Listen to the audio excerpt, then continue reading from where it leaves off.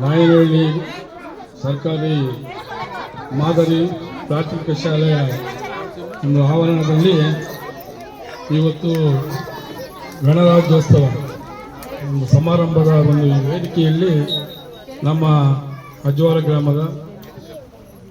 ಪಂಚಾಯಿತಿ ಅಧ್ಯಕ್ಷರಾದಂಥ ಶಿವಪ್ಪನವರೇ ಮತ್ತು ನಮ್ಮ ಹೋರಾಟಗಾರರಂಥ ಮುನ್ಕೃಷ್ಣಪ್ಪನವರೇ ಹಾಗೂ ಪಂಚಾಯಿತಿ ಸದಸ್ಯರಾದಂಥ ನವೀನ್ರವರೇ ಮತ್ತು ಯುವ ಮುಖಂಡರಾದಂಥ ಕಾರ್ತಿಕ್ರವರೇ ಹಾಗೂ SDMC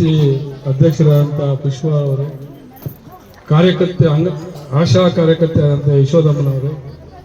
ಮತ್ತು ನಮ್ಮ ಯೂನಿಸ್ ವರದಿಗಾರರಾದಂಥ ನಾರಾಯಣಸ್ವಾಮಿ ಅವರೇ,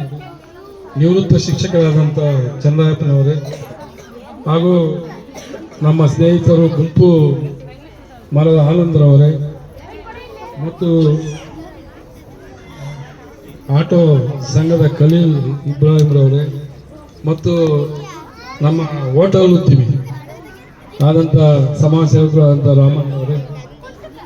ಹಾಗೂ ಪ್ರಕಾಶ್ ಅವರೇ ಮತ್ತು ಸಮಾನ ಮನಸ್ಕ ಸಂರಕ್ಷಣಾ ವೇದಿಕೆಯ ಎಲ್ಲ ಸದಸ್ಯರುಗಳೇ ಮತ್ತು ಇಲ್ಲಿನ ಶಾಲಾ ಸಿಬ್ಬಂದಿ